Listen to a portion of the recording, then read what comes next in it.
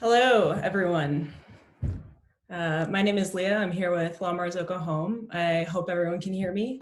Getting my Zoom training in right now. So if at any point you can't hear me or something's going on, let us know in the chat feature. I've got one of my coworkers, Ben, who's already said hello to everyone. That's going to be sending me some texts to let me know how things are going today. So I appreciate you all joining us to do this online virtual training. I'm here in Seattle, Washington, and I'm dealing with the realities of COVID-19 just like the rest of us right now. So we're currently in a shelter-in-place order here in Washington. So I'm here with my home setup. We are in my guest bedroom. My kitchen isn't exactly camera ready, but for the purposes of this class today, we're going to have some guest bedroom espresso. So not every guest bedroom has an espresso machine in it, I guess. Here in Seattle, it's 45 and rainy. I wish it wasn't so stereotypical Seattle weather today so I could prove everyone wrong, but still in the scheme of things, it's been pretty beautiful here and feel really lucky to be here in Seattle with a community that cares so much about the rest of the country. We're all doing our part here, staying home, doing our best to slow the spread of COVID-19. So that being said, we wanted to offer this online learning opportunity because there are so many of us now that are home. We're home with our machines. We're spending way more time with our machines than ever before, whether it's a La Marzocco or a different brand, or maybe you're just interested in espresso. Today we're going to go over just a basic overview of what is espresso. You're going to get to see me pull a shot on the Linea Mini that's behind me, which is pretty exciting, and the Mazer grinder there as well. And then we're just going to open it up to your questions. So I'm going to be answering questions that you may have about espresso, about the machines, about just anything you can think of in the coffee industry. I'd be happy to answer those questions for you. One thing that's been happening in our company that I need to touch on is over the weekend we lost our founder's son. His name is Piero Bambi. He was the honorary president of La Marzocco, second generation of the Bambi family. They founded La Marzocco in 1927. And Piero was a man that wanted to share and build community and was so passionate about coffee and wanted to talk to people from all over the world about coffee and help build that larger community. So it's in his spirit today that we offer this class. And he actually designed the Linea Classic in 1989, which the Linea Mini is based off of. So today this is a direct line from Piero's innovation is how we'll be making our coffee today. And during this crisis, each moment that we have to take a breath, to think about small things like making coffee, let ourselves be in the moment, it really is a gift. And to me, it's a gift from Piero to us. So thank you all for being here today. Today we're going to be using a local roaster, Elm Coffee Roasters. Elm is based here out of Seattle. I actually placed this order online on Wednesday, and they are doing within Seattle city limit deliveries. So they actually came and dropped it off at my house, which I think is huge. So the one way that we as home baristas, besides making beautiful coffee at home, can support the larger coffee community right now that is struggling, is by shopping locally for our favorite roasters. You can reach out to us if you have questions about coffee in your area, but you're your own expert. You know what coffee you like to drink. You know the people in your area that are doing good work. And right now they could use your help more than ever. So buy a bag or two and make better coffee at home. Elm is a really amazing company, really excited to use their coffee. This is called Nine Swans. It's a seasonal single origin. It's mostly Colombian coffee, and we're gonna be pulling it as espresso today. So before we get started, we should have a working definition of what espresso is. So I'm talking about espresso. How is it different than coffee? Well, we all know it's a smaller beverage, right? So we're dealing with something that's about 2 ounces or less. We're extracting it in a much faster amount of time. Brewed cup of coffee might take anywhere from 5 to 6 minutes. Shot of espresso is going to take between 22 and 32 seconds. And then the experience of the coffee is a lot different. And it's a lot more intense. It's a lot more concentrated. There's more body to it than a brewed coffee, which might be more subtle and a little bit thinner bodied. So we're going to talk about why that is today. I'm going to do the demonstration for about a half hour, and then we'll open it up to questions at the end. So the main things that we'll be talking about today in regards to espresso are the variables. So with all coffee, whether it's brewed coffee or it's espresso, there are always the same variables that we need to consider when we're making our coffee, regardless of if it's a light roast, if it's a dark roast, a single origin or a blend. And all of that comes into play, but first we need to address the guideposts of our variables. And the variables that we'll be talking about today are going to be our ratio is the number one thing that I always think of first, which is just how much coffee dry we're putting into the basket and how much wet coffee we're going to be getting out, or liquid. And that's our ratio, how much coffee to how much water. The second is our temperature. Temperature on the Linea Mini is super stable. It has PID control, which is a little sensor that's measuring the temperature and keeping it from dropping really quickly or raising really quickly, so it keeps everything really stable. Today I have my machine set at 203 degrees Fahrenheit. The ideal temperature for espresso is between 199 degrees to 203 degrees. I have it slightly on the higher end. Seattle has notoriously soft water. So sometimes the temperature of your water, you can play around with that to get better extraction. And I'm sure people will have questions about that, so we can get into that later. And so I've got my ratio, my temperature. Then I'm going to think about time. So how long does it take for my coffee to get extracted? If I have a certain ratio, if I'm looking for a certain amount of coffee to get out, how long did it take for me to get all of that coffee out? And then time is related to my grind. So my grind is going to be how big or small are the pieces of coffee that I'm using today. And lastly, especially with espresso, this is super important, is agitation. In this case, it's pressure. So espresso machines are generating a huge amount of pressure. In fact, this pump is set at 9 bars. So when I turn the switch on and the water starts flowing, a pump generates 9 bars of pressure. That's equivalent to about 4 times the amount of pressure that's in your car tire. So it's a huge amount of pressure. In this experiment today, pressure is going to be set at 9 bars, and the temperature is going to be set at 203 degrees. So we don't need to think about those. Those are no longer variables. Those are set. So really, the 3 things that we'll be focusing on today are the ratio, the time, and the grind. That being said, I'm going to get up here and we're going to get started. So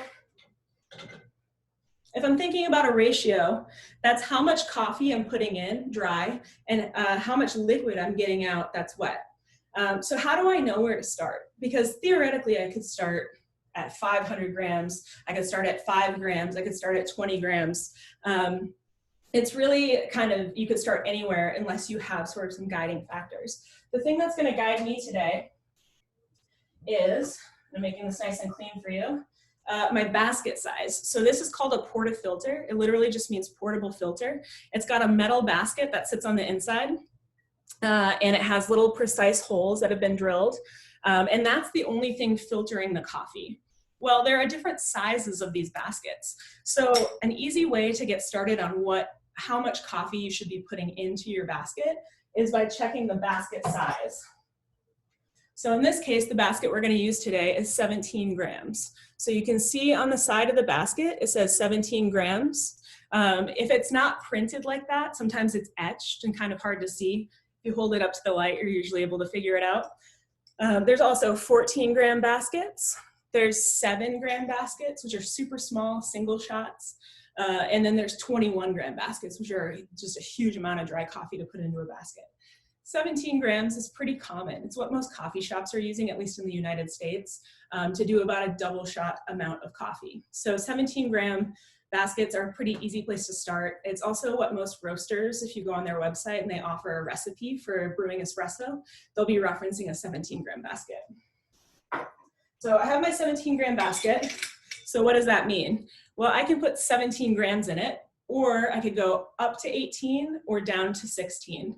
So really, whatever the basket size is, you could do plus a gram or minus 1 gram, depending on sort of what you're looking for. Today, I'm just going to go straight for 17. It's on the side of the basket. It makes it really straightforward. So I'm going to put 17 grams of dried coffee into the portafilter. So then I have one part of my ratio. But how do I know how much liquid to get out? Well, there's lots of different ratios that you can choose from. And there's no right one. It's just kind of based on your own taste and flavor preference. But the most common is a 1-to-2 ratio, and that's what I'll be using today. So it's 1 part coffee to 2 parts water. So literally 17 grams, and I can just multiply it by 2, super straightforward. So I get 34 grams of liquid is what I'll be looking for. So 17 grams in, 34 grams out. It's a 1-to-2 ratio called a normale. It's what you'll get in most coffee shops. Now that's a really broad spectrum. It doesn't always have to be 1-to-2. It could be 1-to-2.25. It could be, instead of 17 and 34 out, it could be 17 to 36. You could do less. You could do 17 grams to 25 grams and do a super short ristretto shot, which is literally like a 1-to-1 ratio or 1 to 1.5. So it's up to you. But today I'm going to be doing the most common. It's what I find works best with the largest amount of coffees, and is the easiest to work with in my opinion. So I've got my basket, I've got my portafilter here, I've got my machine. I'm always going to purge it before I use it, just a little bit of hot water through, make sure that the screen is clean and it's going to be ready to go when I pull my shot. I don't have any coffee that's hanging out on the screen. So now I know I'm putting 17 grams in, but how do I measure that? Do I eyeball it? Not in this case. So when I make coffee, I'm always using scales. So this is a scale from Akaya. It's a popular coffee accessory company. They focus specifically on scales, and it's a fancy gram scale. So this is what's going to measure how much coffee I'm putting in. And let's see here, got a little bit of a mess here. It's my fault. So I'm going to set it here. I'm going to take my portafilter and I'm going to set it sideways across the scale, and I'm going to hit tare, which is going to zero it out. So that way it's with the weight of the portafilter on it, it's recording 0. So when I put coffee inside of the portafilter, it's only going to reflect the weight of the coffee. To use this grinder, I actually press straight against this button. So I'll stick the portafilter straight in and it'll start dosing in, and it'll keep doing that forever. So if I tried to just eyeball it, I might be off by a gram or 2 from what my preferred ratio was. So by using a scale, I can be much more precise. So I'm going to go ahead and dose the shot now.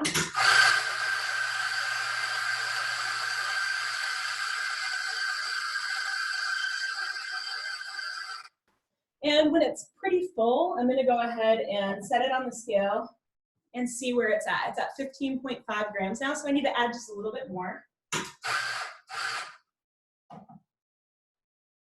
Perfect. So this is 17 grams of coffee. And you can see it came out and it's sort of mounded. It's like a lump.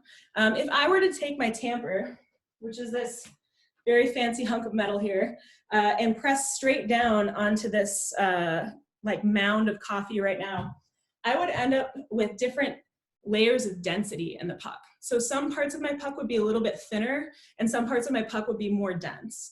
And that can be a problem with brewing espresso because water, which is again coming through at 9 bars of pressure, it's like a fire hose. It's very smart and it's going to take the path of least resistance. So where it's thinner, it'll gravitate towards that area and extract just in that corner. And where it's thicker, it'll avoid it because it's too difficult to get through. So that ends up meaning you have some coffee that's over extracted and other parts that are under extracted. I like to think about this like cooking. If I were to have my oven, like half of it wasn't working and was off, and half of it was on super high, the half that was on super high, the chicken or roast that I put in it will be burnt, and the other half will be raw. And it won't taste good because it won't be evenly cooked. That's what I'm talking about when I talk about extraction, is how evenly are we cooking the coffee? Ideally, we're making the bed nice and flat, so water will hit it and soak through it evenly on all parts of the bed. So one part isn't cooking sooner or more than the other part. And to do that, you have to make it nice and flat. So how do I make it nice and flat? There are lots of different techniques. You can tap it to settle. It's called distribution. I could use my finger to kind of push it around and make it nice and flat. One of the easiest ways, though, to distribute is by using another hunk of fancy metal, which is actually quite useful. It's called a distribution tool. So this is a little wedge shape, and you can adjust the depth of this wedge depending on how deep or how much coffee's in your basket. And I just put this around and I spin it on top of that coffee, and it makes it nice and flat and prepares it for tamping. So I'm gonna do that now. And you can see where it was super mounded before, it's now nice and flat. It just makes it really consistent, really easy, so there's no variability. Now I'm gonna take my tamper, I'm gonna grab it like a door handle, and then I'm gonna hold the portafilter in my left hand. I'm right-handed, so I'm gonna hold the tamper in my right hand, and I'm gonna hold it across my body. And then I'm gonna try to press straight down as evenly as I can until the coffee starts to press back. That ends up being about 30 to 50 pounds of pressure. So what that means is you'll keep pushing down until the coffee just doesn't compress anymore. You don't have to be a bodybuilder. You don't have to really go for it. Ideally, as soon as you feel that coffee stop moving, you stop pressing down. So now I'm gonna press down as nice and firm and make sure that it's nice and even. One way I can check if my tamp is even is I can put this portafilter in and I can see if it's off to one side or the other. That would let me know that when I tamped, if it was off to one side, maybe I tamped over this way too hard, or maybe I tamped close to my body too much. Ideally, we're looking for it nice, even, and flat. So now I've got this perfectly pressed puck of espresso, and I'm gonna lock it into my group head. The group head is the thing that brews the espresso itself. So I'm gonna go over to the left, and then over to the right towards my body, and it seats it against a rubber gasket. And now I'm gonna use another scale. This is a smaller Akaya scale. It's called a lunar. It's meant specifically to be used with espresso. It is sealed, so if/when, I know I will, get water all over it, it's not gonna damage it in any way, which is really nice. And this is gonna measure how much coffee out. So remember, we put 17 grams in, and I'm looking for 34 grams out. This also has a timer on it. So I'm gonna slide this paddle over to start brewing. And then I tapped a button on the scale to actually start the timer so we can see how long it takes. And I'm gonna watch. Maybe bring you over with me here. And what I'm watching for right now is I'm watching the weight that's on the scale. So I was looking for 34 grams. I stopped it at 34 grams. And then in the right here, I've got my timer, and it took 25 seconds. So we'll talk a little bit more about what that time means and why it's important. But now I've got this shot of espresso. It's pretty nice.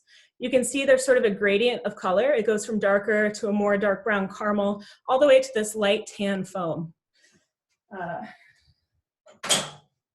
So I'm gonna go ahead and pour this into my espresso cup. And I'll sit down actually and talk with you now a little bit more about how to taste this espresso. But first, I always want to make sure I take out my puck. I go over to the left to unlock it. I dump out my puck and I purge a little bit of water to make sure it's nice and clean. And then it's back in and ready to brew another shot. So I've got this cup of espresso here, and it has that tan foam on top. That tan foam's called crema. It's actually gas and fat from the roasting process that's been emulsified by that 9 bars of pressure being forced through the puck itself. And so if you ever get served a shot of coffee like this at a restaurant or a cafe, and they serve it with one of these little demi-tasse spoons on the side, this spoon is actually meant to stir your espresso, to mix in that crema, which is just, again, fat and gas from the roasting process. So it tends to be pretty bitter all on its own. So you want to mix it around and then give it a sip and see how it's tasting on your palate. We'll talk a little bit more about tasting here in a second. First, I want to talk about this time. So this 25 seconds, how does that relate to anything? Like, why do I care? If I did 17 grams in and I'm doing 34 grams out, why do I care how long it takes? The reason that I would want to know how long it takes is the same cooking analogy. There's sort of an ideal amount of time that everything likes to be cooked, right? If I put roast in the oven for 10 minutes, it might not taste very good. If I put it in for 24 hours, it might not taste very good. There's sort of an arc of where it wants to be. Same goes for coffee. There's an amount of time that's ideal, and that's what we're kind of looking to achieve. And that time generally is between 22 and 32 seconds. And that's if you're using a 9-bar pump, or espresso's coming out at 9 bars of pressure. So that 22 to 32 seconds is ideal. But there's that range that you can play with. So this took 25 seconds, so it's within that range. But say I wanted it to slow down a little bit. Maybe I think it's too fast. Maybe I tasted something that I didn't like and I wanted to make the water spend a little bit more time with the coffee. That's where my grind comes into play. That's where I would take my grind and adjust it to change the time. So again, I'm not stopping the shot at a specific time. I'm stopping it at a specific weight. And then I'm letting the time tell me sort of how I did. It's like the truth teller. And if it was, say the shot took 45 seconds, it took a really long time, and I wanted to get it back into that range of 22 to 32 seconds, I would need to change my grind. Generally, finer, if you make the pieces smaller, means that your coffee is going to take a lot longer. It's going to slow the water down because the pieces are really small and they sort of knit together, and they don't want the water to go through. And it's like pouring water on sand. It kind of pools on top and then slowly soaks through. Coarser is making the pieces of coffee bigger, making your grind bigger. So if I were to make the pieces bigger, it's like pouring water through pebbles. It's going to have more of a clear path to be able to go through. So it'll go through much faster. So again, finer is slower, coarser means faster. So if I have a time that took too long and I want the shot to go faster, I would make the grind coarser. If I had a shot that was too fast, it just like gushed out in 10 seconds, I would want to make the grind finer to make it slower overall. So those are my basic variables that I'm checking every day when I'm dialing in a new coffee. I'm thinking about my ratio, starting with my basket size. I'm weighing how much coffee in, I'm weighing how much coffee out. I'm using a timer, and then I'm using my grind as the main way to adjust sort of what I'm trying to achieve with the coffee. Now, you could increase the dose, like you could change the dose of coffee or change the ratio. But in general, I usually try to change the grind first before I try to do anything else. It just is the easiest variable to adjust. And if I can't seem to get the grind going, then I might decide that I want to change the dose in. Like maybe I go to 18 grams, or maybe I go from 34 grams all the way up to 40 grams out, or something like that. There's different ways that you can manipulate these little variables, kind of tug on one string and it pulls on the other sort of thing. So I've got my coffee here that I've been drinking. It's been sitting for a minute, but it's still pretty good. If you're thinking, how do I taste for espresso at home and what might taste good to me at home, or how do I know what I'm tasting because coffee just tastes like coffee? The very first place that I recommend that people start is, does it taste good? Right? Like that seems basic and simple, but I feel like we get caught up in this idea of what things should taste like or what they should be, or what maybe we heard people at the cafe describing them as pomegranate and pink lemonade, and I'm not tasting any of that. I'm just tasting coffee. The first place that I like to start is, do I like it? If it's a yes, you'll know. It just feels like a yes. It'll just feel good. It's not a thing that you can question. It rings like a bell. It's just delicious. There's no parsing it really. If it's like okay, that's where most people get into the weeds because they're like, I don't hate it, but I don't love it. And then I like to break things down into 3 simple parts. The very first thing that I'm tasting for is sweetness. Is it sweet? Yes or no? Like, am I tasting something a little bit sugary? There's actually sugars in coffee that break down, especially with espresso. So you should have some sweetness that you're tasting. And so if it is sweet, is it sweet like a pear? Is it sweet like Hershey's chocolate or caramel? Is it intensely like sweet and unctuous? Or is it like really sort of just like mild and fleeting sweetness? And you can start to kind of break down the sweetness factor. But generally, is it sweet? Yes or no? And then you can start building in words like, yes, it's sweet like this. The next thing I taste for is body. So that's more of a feel than a taste. So it's something that's going on in your mouth. Is it coating your mouth? Or is it thin and watery and tea-like? Is it creamy and rich? Or is it like really pleasant and clear? The body of the shot is something that you can taste for and you can manipulate with these different variables. And then the last thing that I'm tasting for, and is actually one of the first things that we experience, is acidity. So acidity is present in coffee. All good coffee has acidity. A lot of times we think of it as a negative in coffee. If something's too bright or too acidic, it may not be pleasant for us. But the beauty of espresso is we have these three things. We have the sweetness, the body, and the acidity, and they should all complement each other. They should all be in balance. So when we're tasting for those three things, if one seems really outsized compared to the other, then we know we need to do some more work on our machine with our ratio and with our grind to get things more in balance. You can never change the inherent character of the coffee. Like some coffees will just be more bright, is another word for acidity, than others. But you can try to bring out other characteristics and bring them all in line with each other. That being said, the beauty of being a home barista is you get to decide what you like. Maybe you like a super bright shot. Maybe you like something really sweet with no acidity.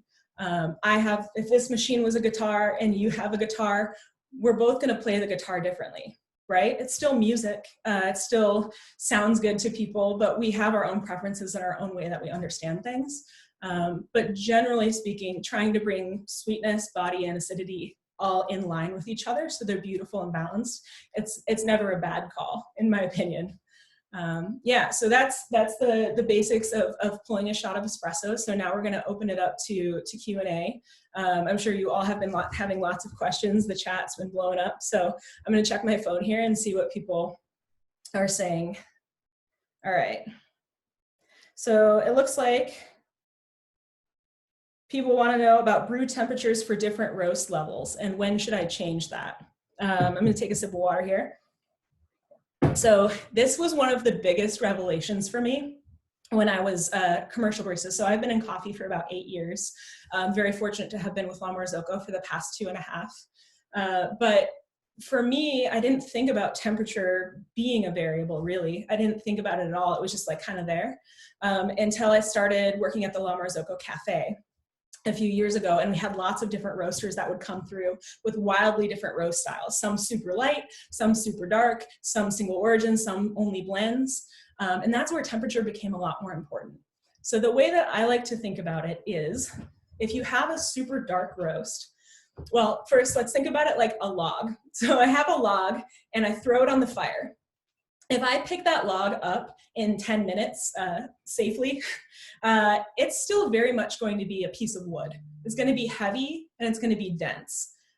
So I haven't changed it too much, even though I've exposed it to heat. If I leave that log in the fire for an addition, like 45 minutes to an hour, and then I go to pick it up, it's actually going to be charcoal. It's going to be a lot lighter and it's going to be a lot more porous, and it's not going to be very much like wood at all anymore. So for me, a light roast is like that log. It's still very much wood. Light roasts tend to be very dense and harder to extract. So in general, I find that if I kick my temperature up a little bit higher than I would normally have it set at, it helps me extract the flavors a little bit better, because the structure, the cell structure of the bean has not been changed by cooking it quite enough, or like a lot. So it's going to be very, very dense. So having a higher temperature allows the coffee to dissolve better into the water. So your water is a solvent, and the hotter it is, the more effective of a solvent it is. So if I have really dark roasted coffee, or maybe I like a coffee that's like a really nice, rich, dark roast, you can usually tell that because the coffee may be a little bit oily, or it's just really, really, really black. That coffee is going to be super porous. It's that piece of charcoal now. And the water is just going to want to gush through it really, really easily. So I don't have to do as much work. I don't need my solvent to be as effective, because it kind of gives up what it has right away as soon as the water hits it. So what I can do is drop my temperature down to that like 199 degrees or 200 degrees Fahrenheit. And that's going to help bring out the sweetness of the coffee. Because if I hit it with that 203 degree water, it pulls out all of the stuff that's good that we want to taste. And then it also starts to dissolve the plant fiber in the bean, which we don't want to taste. And that's where you get that papery kind of broccoli stalk flavor. That's no good. So in general, rule of thumb, Darker roast, go a little bit lower temp. Lighter roast, you can hang out around 202, 203, and you're gonna have much better results. All right, let's see what else. Wow, lots of questions. This is great. So when should I think about switching my brew ratio is a great question. I would do an experiment at home if you have the coffee and you have the time right now. And I would try pulling 3 different brew ratios. If you were to take a class from me in Seattle, this is an experiment that I do with my students. If I have any former students on this call, hello, miss you. But you can pull 3 different brew ratios. So you would pull a 1-to-1, so 1 part coffee to 1 part water, a 1-to-2, and a 1-to-3, which is a longer shot. And the way that you do that is you have to change the grind for each of those. So you'd be trying to do your 1-to-1 in, say, the same amount of time, so like 25 seconds, as your 2-to-1, you would also be trying to do it in 25 seconds. And then your 3-to-1, you would also be doing it in 25 seconds. And so the only thing you'd be manipulating is your grind, but that's gonna, and then your output. And that's gonna give you a good sense of maybe what you like to drink.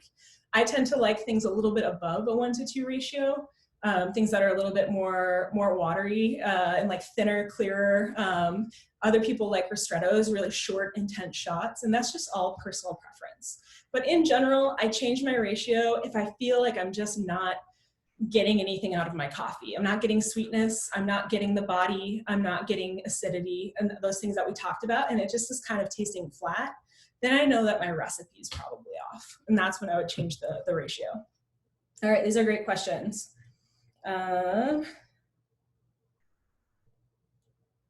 If dose changes taste, is there a scale of sorts?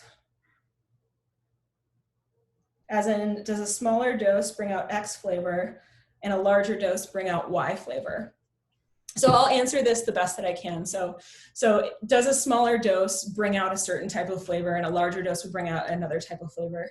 Kind of. It really has to do with your basket size and your grind. So if I am using the 17-gram basket, I'm gonna have to grind for a certain amount. If I were to switch that to a 14-gram, I would have to change my grind to be much finer because I'm trying to maintain the same restriction of keeping the water moving through the coffee at a certain point. But I'm not gonna get different flavors in a single shot versus like if I did a 7-gram versus if I did a 17-gram. And the reason for that is the change in flavor that I can manipulate has less to do with the dose in and more to do with how much I'm getting out.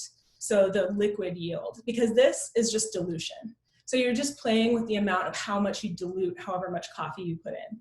So in my experience, and maybe people have had other experiences, I'm not getting different flavors for like a smaller dose versus a larger dose. It has more to do with my yield or how much coffee I'm getting out. That's where I'm seeing a big impact in the flavor.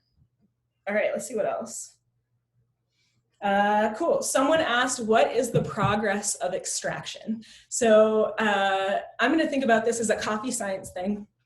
And I'm going to preface it with, I'm not a scientist, I am an enthusiast. I might have some scientists here on the call. So, let me know. This is my layman's understanding of what's happening in coffee. So when water hits coffee, it always extracts in the same way. Because there's a chemical process that's happening. And the very first thing it pulls out is going to be acidity and fat. So the acids in the coffee and the fat, so those first few drops of espresso, if you were to taste them, will taste extremely bright and extremely intense. As the water sits with the coffee, it starts to actually dissolve sugars. So it takes complex carbohydrates and it breaks them into simple sugars that you'll actually be able to taste, and it dissolves them into your shot of espresso. And then, so that's sort of this curve. We call it the espresso extraction curve. We can get you links to that, or we can, if you Google it, that's how I learned about it, is so you're starting out here with the acid, you're going here to the sweetness, right? There's sort of an arc of flavor, and you can think about this as time down here. And then eventually it starts to kind of drop off, because if the water sits too long with the coffee, it starts to dissolve the interior of the bean or the plant fiber. And again, that's where you get those like broccoli stalk, kale, papery. I'll call it the Houdini shot, because I'll take a sip and it just disappears as soon as I taste it, because it's just so kind of diluted. So definitely look up the espresso extraction curve. It helped me to think about, okay, each time a drop of water hits coffee, it starts this process. And so I'm kind of trying to taste for that curve. Ideally, I want to be somewhere here where the sweetness is, where there's still acidity and there's still sweetness, but I'm not taking it too far and I'm not stopping it too soon. Awesome, let's see what else. Thoughts, suggestions for water quality if tap water is bad?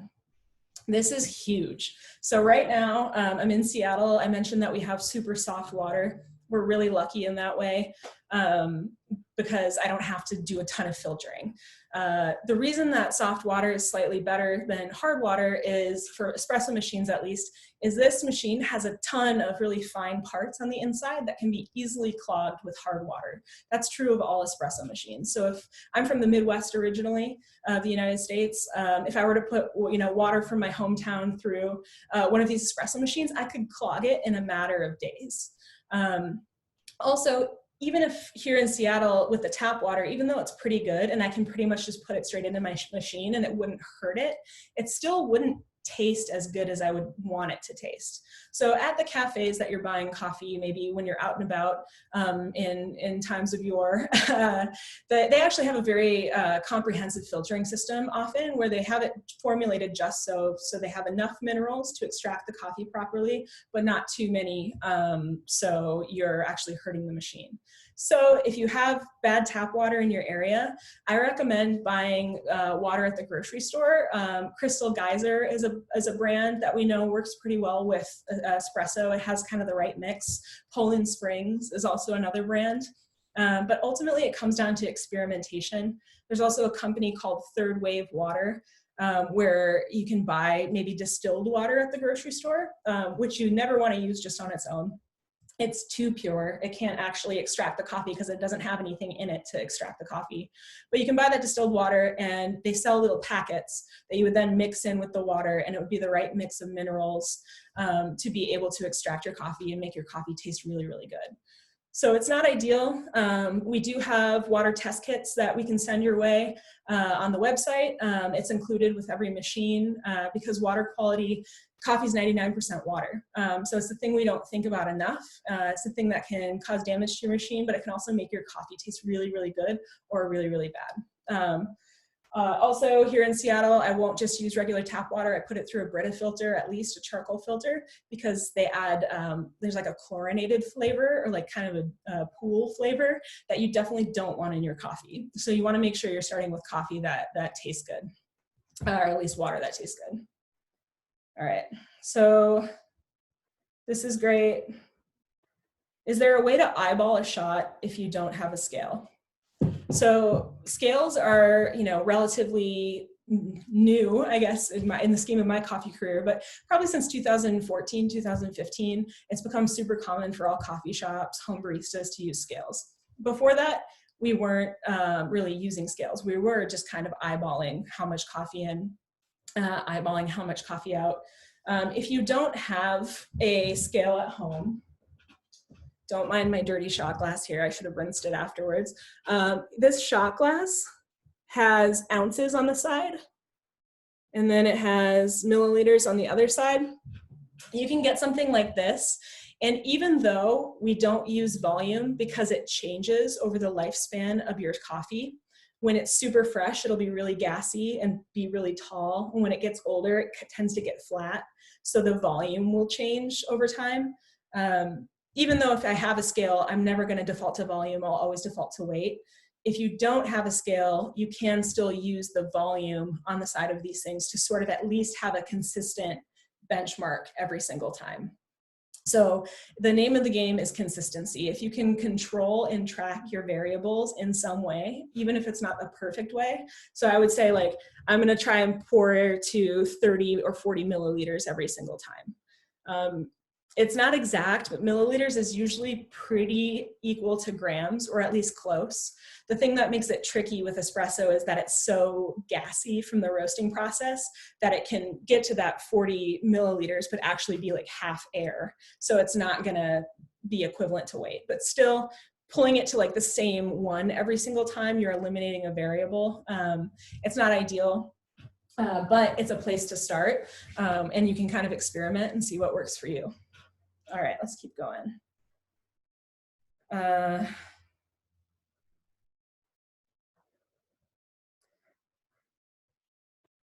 Can you please show us how to set the temperature wheel on the Linea Mini? There's no tick mark to align it, so it's a bit confusing. Many thanks. Many thanks to you. Yeah, I can totally show you that. So it's pretty straightforward. I'm going to bring you on a journey again. So I don't know if you can see, it might be a little bit, get my plant out of the way. So this is the temperature wheel to adjust the temperature on the Linea Mini. It's the brew temperature, so the temperature of the coffee itself. Whatever is pointing most down is the temperature that it's set at. So currently it's set around 203 degrees because that's what's pointing down. So it's whatever's pointing most down is the temperature. Also, here, very shortly, on April 1st, we'll officially be shipping the Wi-Fi enabled machines that connect to our La Marzocco Home app, and you'll be able to change the temperature digitally via the app. For the question that I know is coming next is when will we release the retrofit kits for machines that don't have the Wi-Fi enabled boards. We are, trying to get those boards right now. We will release them as soon as we have them. So it's really exciting for us to be able to offer it. But given the current state of the world, we are an Italian company based out of Florence. And then here in Seattle, moving product around is getting a little bit more challenging. But we definitely should have some retrofit kits to release soon. And then as things clear up, we'll have more and more available. So if you are interested in using the app, we appreciate your patience as we try to figure out how to actually get those boards to us and then get those boards to you. So, all right, let's see here. So can I repeat the recipe that I used? What is the weight that we're looking for a double shot? So the weight that we're looking for a double shot, it's kind of tricky because it's not so much the weight out that determines if it's a single or a double. It's really how much coffee you're putting in. I'm gonna talk about the recipe that I use, but I just want to clear that up because I feel like that's a pretty common misconception. The 7-gram basket or the 14-gram basket, the slightly bigger basket, those are considered a single shot amount of dried coffee. I can really put a very little amount of water through or a ton of water through, and it's not going to really change like the caffeine content per se. But if I have a 17-gram or a 21-gram basket, those are considered double shots. So again, it has more to do with the amount of dried coffee coming in than the amount out, because I can manipulate the amount out. So it's not, a double shot isn't always 2 ounces. For example, it could be much less than that or more than that and still be considered a double shot.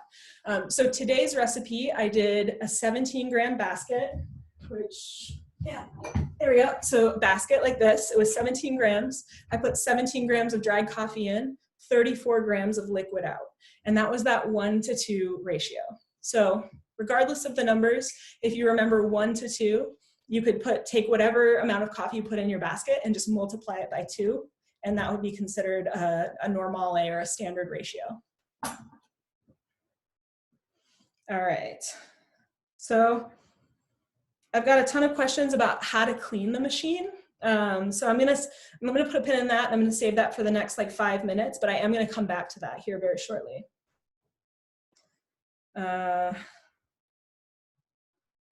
Do you change up parameters for different origins? So say I have a Colombian, like this Elm Coffee Roasters here in Seattle, 9 Swans Espresso. And then I switch to a Kenyan coffee from, maybe I'm getting it from Heart Roasters, which is generally like a lighter roast. Am I gonna have to change my parameters? Probably. Each coffee is pretty specific. There's no set thing that I can say of, if it's a Colombian, always do this. If it's a Kenyan, always do this. Because each coffee is so variable, it's so different. It's a crop, so different seasons and different parts of, one side of the mountain might produce coffee that's really dense, and one side of the mountain might produce coffee that's really like porous. But in general, I find that African coffees from Ethiopia and Kenya, tend to be very, very dense. And often I need to make my grind a little bit coarser. And I also find that I end up needing to make my ratio a little bit longer, meaning instead of 1 to 2, maybe I go 1 to 2.5 or 1 to 3, because the coffees themselves are so dense that it's just hard to get to dissolve everything that I need to dissolve in a normal amount of time. And in general, like Central and South American coffees, I find, depending, and this is a very loose generality, they tend to be a little bit more porous. And so generally I have to grind a little bit finer. And also I make my output a little bit shorter. So I do the standard 1 to 2 ratio, or maybe I bring it back like 1 to 1.75, which I know sounds super fiddly, but when you're dealing with a gram scale, it makes it really easy to manipulate those variables. And it's amazing what 2 grams or 3 grams can do in terms of flavor of coffee. So that was a really great question. So that being said, if you have an origin or a coffee roaster that you particularly like, send them an email if it's not on their website about what their preferred recipe is. And if they don't have it on their website, I guarantee you'll get an email back, because I don't know if you can tell from me, but coffee people love talking about coffee. So they'll for sure probably send like their favorite recipe to you. So don't be afraid to reach out to us or the coffee community at large, because we definitely love meeting new friends and talking about these types of things. All right, let's see.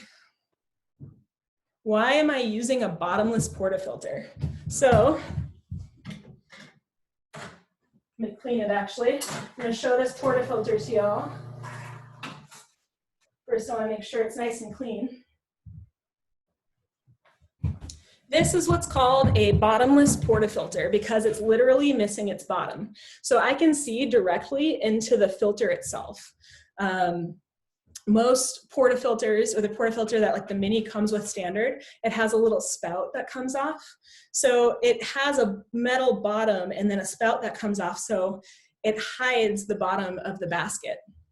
There's no one is better than the other. I'm using a bottomless because it's the easiest to translate on camera.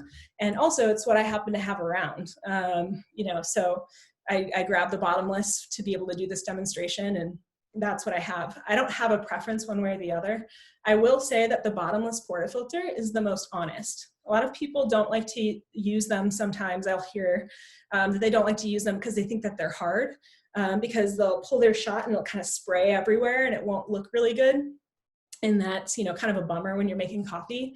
But if the bottomless is showing you that your shot's spraying everywhere, it's definitely doing that in a spouted portafilter. The thing with the spouted portafilter is you just can't see it. So this is like the good friend that always tells you the truth, whether you want to hear it or not. So I tend to gravitate towards the bottomless for teaching, because you can see how the coffee's extracting. If I have multiple streams and it's kind of spraying everywhere, I know that I need to work better at distribution, making the bed flat, and then I also need to work on my tamp. So, and then maybe also there's something wrong with my grind. So I'm getting a lot more information out of the bottomless. That being said, a spouted portafilter is really like nice to use. A lot of times it has 2 spouts, so you can split a double shot into 2 cups. So you can have like 2 single shots to share with friends, or it's just a little bit more classic. So the reason I'm using the bottomless today is because I had it around. It's easy to show for teaching. And I think that if you have the chance to change to a bottomless or try one out, it enhanced my learning. Like the more I could see the coffee pulling, the more information I was able to get, the better I was able to control those variables. All right, so what are my favorite coffees right now? So I actually have an order out for coffees from a roaster called Little Waves. They're based out of Durham, North Carolina. They were one of the people that we featured at the cafe, at La Marzocco Cafe, over the past year. And I think they have incredible coffees. They have an incredible story, and they pay a living wage to all of their baristas and all of their staff. And they're a business that I'm super proud to support. Particularly, there's a coffee called Tierra de mi Padre, and it's coffee from Mexico grown in the region where the founder's father grew up. And I think that's a beautiful story that she was then able to source coffee that sort of from her father's homeland and present that to the public. And it's also just really delicious.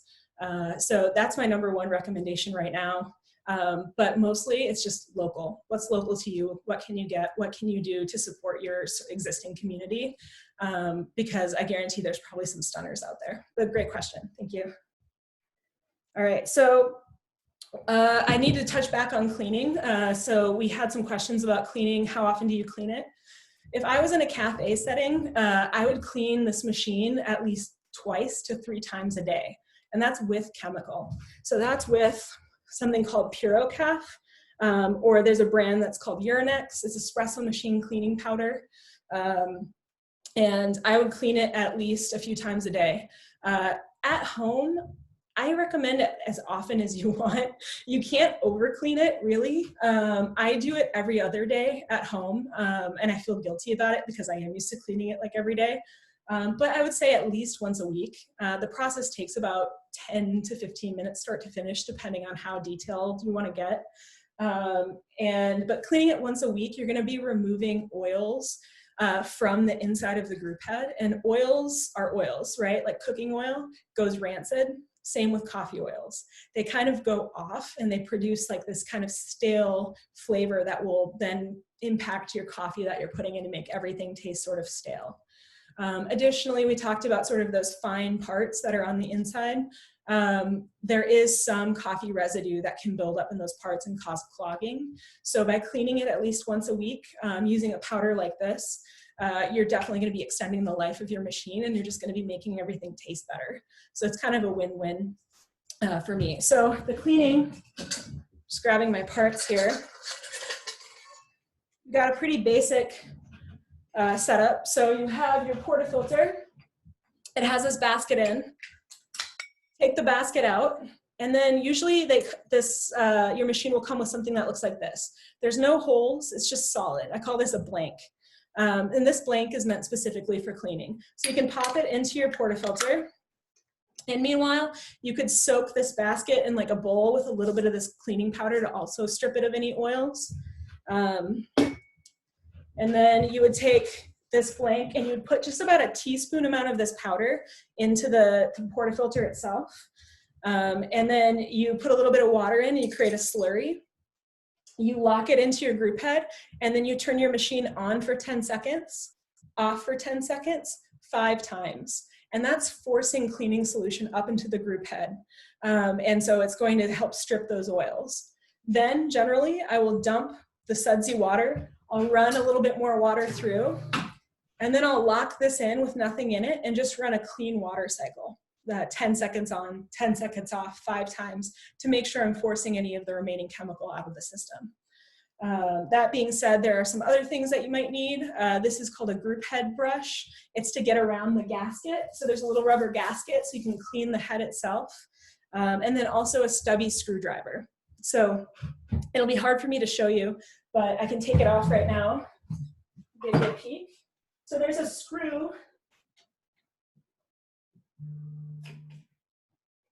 And it goes up and it holds a screen in place. Ooh, it's kind of hot in there, so I recommend using a towel. Maybe don't just go for it like I did. And this screw is called a diffusion screw, and it holds a screen in place, which this is the screen, that is then dispersing water over your bed of coffee. Periodically, at least once a week, every 2 weeks, you need to drop these and soak these in chemical as well. So again, I'm talking about that PuroCaf powder, like a teaspoon in some hot water. Let it sit for 5 minutes and then polish it dry with a towel. And by soaking these, you're also removing oils from the coffee.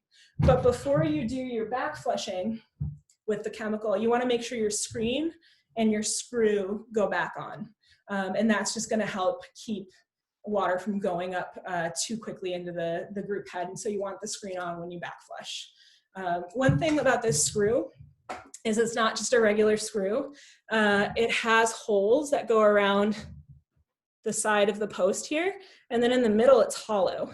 So what's happening is water is going through that screw, and then it's hitting those holes and it's shooting out sideways, and then it's going through the screen and dispersing it like a shower head, ideally. So that way, again, we're cooking that bed evenly. So be careful with the screw. It's easy to lose. It's not something you can just go to the hardware store and replace, but we do sell them on our website. No big deal if you do lose one. We'll get one out to you very quickly. So that's the whole process, sort of start to finish of cleaning. Mostly has to do with forcing chemical through the machine, soaking parts that are exposed to oils in that PuroCalf solution for a little bit to make them clean. And I would do that like once a week at least, maybe every other day if you're overachiever. So, all right, let's see what else here. All right, one last question. Can you briefly comment on pulling a shot of coffee that was roasted within a week versus the same bean that was roasted 2 months ago? Would I expect any changes? The answer is absolutely, I would. Coffee bags come with this little valve right here. How many of us have used that to smell the coffee, right?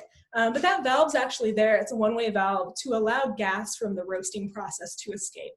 So if this bag didn't have the valve on it, it would actually kind of puff up and eventually pop, because there's so much gas that gets added into the roasting process of the bean that it has to have an outlet valve. So that being said, that also directly affects how our espresso behaves. The amount of gas will affect how the espresso behaves. So this coffee was roasted on 324. That's pretty fresh. In general, espresso is best between 5 and 7 days after it was roasted or off roast. So if I had a coffee roasted on 324, ideally I would start using it for espresso around 329, March 29th. It's kind of good, right? Because the older the coffee gets, it becomes easier to work with. Eventually you will have a drop off in flavor. The main way to tell the difference between a super fresh coffee and an old coffee, if you don't know what the date is how much of that foam or crema that's on top of the shot there is. If it's super fresh, it'll be mostly all crema. If it's old, like 2 months old, there's not going to be any crema at all. So if you've been pulling shots of espresso at home and you have a machine that does 9 bars of pressure, but you can't get crema, take a look at the age of the coffee that you're using. If it doesn't have any crema on top, it's probably time to call that one quits. In general, I like to use coffee up to a month and a half old, and it depends on the coffee itself, how long it lasts. So you'll kind of be able to taste the change. At first, if I use this coffee, like right now, the coffee in the hopper's from the 22nd, so it's a little bit older, but if I already use this coffee from 324, I might only taste gas from the roasting process. It might feel super gassy and not pleasant. As some of that gas dissipates, I'm left with sort of sweetness and then these volatile organic compounds that make up things like florality and acidity and all of these really beautiful nuanced parts of the coffee. As the coffee gets older, it starts to lose some of those nuanced things and it starts to kind of taste flat. So think like just chocolate, no acidity, really flat. And then eventually it starts to taste like paper bag, stir stick, it doesn't have any vitality anymore. And that's how I would know that, maybe I need to get fresher coffee. That being said, if we don't want to be wasteful, if it still tastes good, definitely use it. But the next time that you buy a bag of coffee, try to buy smaller bags of coffee more often. And you're going to have better tasting coffee overall. So that was a really great question. All right, so it's 11:28. I just wanted to finish up by saying thank you so much for being here. I want to say cheers to Piero, whose machine sits behind us. I'm really honored to be here with you teaching. If you have more questions, I've got my super pro here. This is my email address, leah@lamarzocco.com. And then Dave is my coworker boss. He is here, dave@lamarzocco.com. Send us emails with any questions that you might have. We're still working at Marzocco Home, but we're working from home. So we are happy to answer all of your questions that you might have about espresso brewing. Also keep an eye out. We should be having more of these virtual learnings as things progress, and they should only get better with time. So again, thank you so much for being here. It truly was my honor. Follow us on social media at Marzocco Home on Instagram. Go to our website, home.lamarzocco.com to sign up for our newsletter, which is how you can find out about more of these classes, or to check out the accessories that we have, or you can also reach out to us on the website. There's a chat feature that I like corresponding with people on. So again, thank you so much for being here. I appreciate it, and I hope you have a wonderful and safe rest of your week and that you're making better coffee. Thank you so much.